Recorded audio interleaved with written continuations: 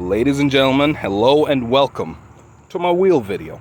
These are 2011 and up Infiniti Sport wheels. That is the M56 Sport, M37 Sport, all-wheel drive sport models, Q70S, and all-wheel drive sport models. These wheels look pretty similar, and they are for the most part, except for one difference. Let me try to roll this around. Well, bird poop notwithstanding, they're similar up top. And the spec on these wheels is the same. They are 20 by 9, and I'm looking for the spec right now. Right here. 20 by 9 with an offset of 43. That's what that 43 means. Positive 43. This one here, same deal. 20 by 9. If I can find it right here. 20 by 9, offset 43. These are both original Infiniti wheels. The difference is, if you look carefully, look at the mounting hub. See this surface right here? You got pockets. Pockets over here. And pockets over here, but very, very shallow pockets. So what difference does this make? Well, I think seeing that amount of damage on these pockets kind of already answers my question, but I'll talk about it regardless. The pockets are there not just for weight saving, because obviously the more material you take out, the lighter the wheel is going to be. I'm going to weigh it, and I'll weigh both of them and see how different they are. But the second thing that's different about these wheels is that having pockets like these allows you to install a bolted spacer. What's a bolted spacer? So we've talked about spacers and what they do to your wheel. Basically, you go mount them onto your right here. If you wanted your wheel to poke out for whatever reason, or maybe you were trying to clear brakes, I've done this for a different video. You'll set the spacers. If I can get this one to sit in, kind of helps to find one hole.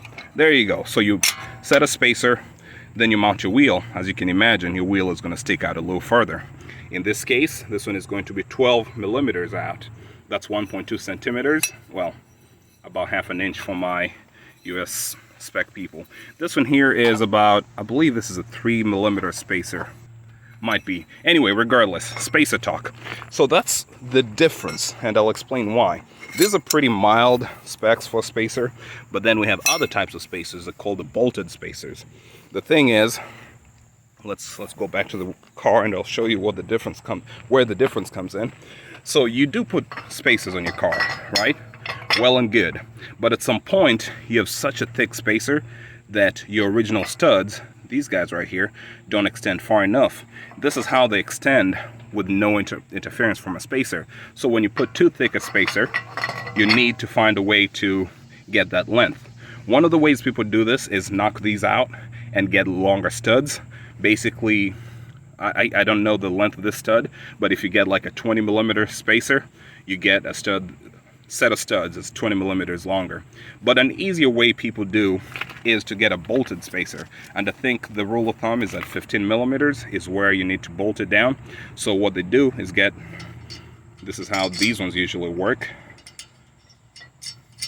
You bolt these down, and they come with their own, shallow lug nuts, and bolt this down all the way down, which is, I guess, going to be interesting for me to remove that.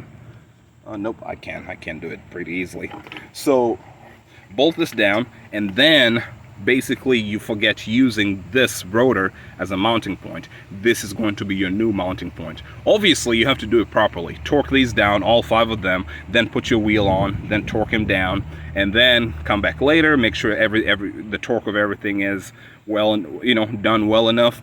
And it's I guess at this point it gets to be a personal decision as to whether you like this kind of spacer or not. Usually some people just get different wheels, get wheels with the right spec, offset and all that, but I just wanted to talk about this. So as you can see, what happens is that when you bolt this down over here, when you bolt your wheels down, this is what goes through your lug holes, your 5 on your wheel. But then you have this protrusion in the middle, right? Between your lug holes in your wheel, this one and this one, you have some protrusion happening. And this one here is maybe, what would you say? Let's call it half an inch. But it is there is some sort of protrusion. And this is why it matters what kind of wheel you have before you commit to spacers with your Infiniti Q70 or M56 or whatever it is. So what happens is that this will go through to the holes, right?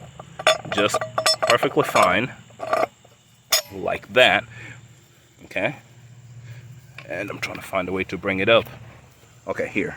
So these go through to the holes with no problem, like that. But remember, the original ones in the car now poke through here. And not only that, you also have the nut to deal with, right? So that's the whole point.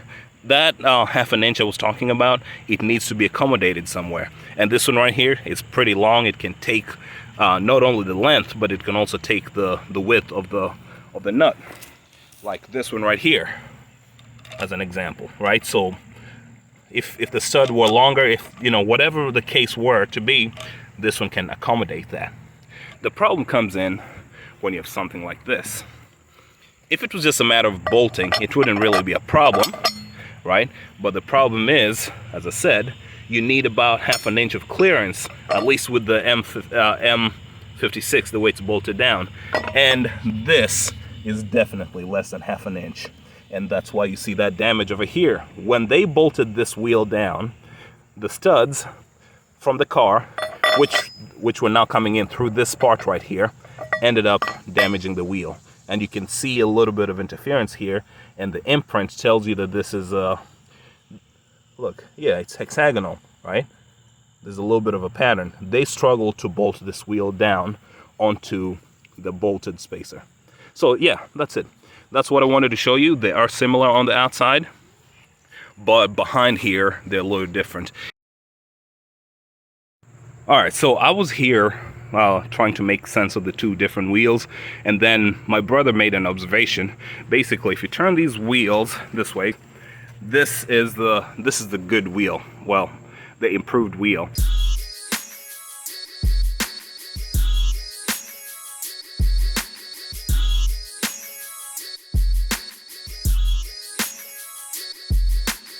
And I made the obvious observation that when it came to installing spacers, these pockets would be deeper, which would help you.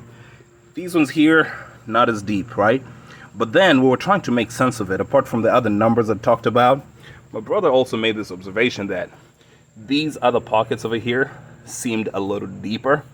And, you know, honestly, they seem kind of the same to me. Not as... yeah, this one's just feel shallower, or maybe the softer profiles. But then he also noticed that these went, you know, more rounded with regards to the profile. You look at it, right? So these seem to extend further into closer to the center of the hub. This one right here is like squared off and just a little further.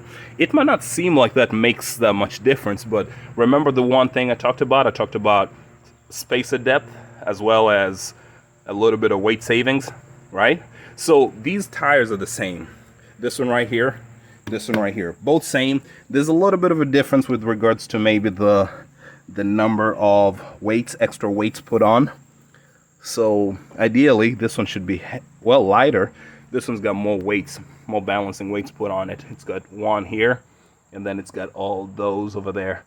This one here only has 1, 2, 3. So it's got just, this one's got a few more weights on it. And we were very curious, what is the actual weight's going to be once you translate them? As I said, the tires are the same. So let's go ahead and weigh these things. All right, set yours on here, please.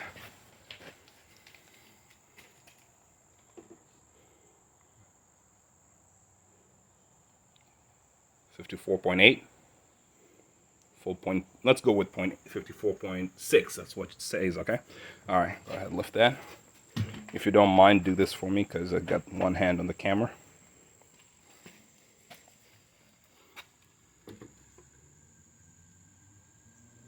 $56.2. Crazy. It's all right. 54.8 versus 56.2. 1.4 pounds difference. As I said, if anything, I expected this one to be lighter because of the weights, but that much or that little, however you want to look at it, the difference in the pockets based on this right here, just that, and taking out a little more on the spokes versus this one right here, ends up being a difference of 1.4 pounds.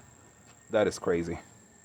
It's amazing. It's amazing, but I was doing some changing some time back, and then I noticed that they were different enough that I said I was going to make a video on this and talk about it. So I hope the two videos I've made does kind of make sense and in a way helps you make any decisions you have. Number one being spacers. Number two, if you're looking at weight savings. The last half of the part number 1MA4A. I think this one is the same, 1MA4A. This says CG48. This one says CG48 on the 1MA4A H1, 1MA4A UM, whatever this is supposed to be. On the J dot, this one says J dot, and this one says just one. This one says J dot and nothing else. So yeah, something to look out for, guys. I hope this video makes sense and helps you in case you got spacers and you started having problems. Because as much as I'm not a fan of spacers, what I'm absolutely not a fan of is people installing things improperly. And sometimes people install spacers and have all kinds of problems, and you know, they say, hey, no more spacers for me. I've had cars that have had spacers for a while, but as I said, generally I try to avoid spacers. But I just wanted to put it out there, and I hope this video helps and makes sense whenever you look at it. Okay? All the best.